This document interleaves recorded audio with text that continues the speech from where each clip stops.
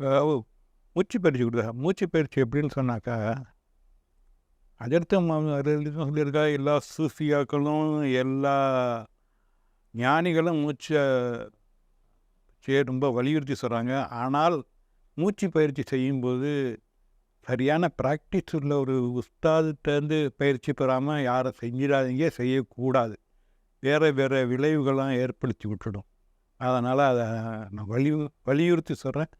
தெரியாமல் எதையும் செஞ்ச மூச்சு தானே அப்படின்ட்டு மூச்சு தானேன்னு மூச்சு வேறு விதமாக அதாவது எண்ணி பார்க்க முடியாத எஃபெக்டை ஏற்படுத்தி விட்டுடும்.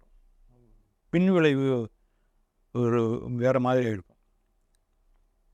இப்போ அதற்கு சொன்னால் மூச்சு அதாவது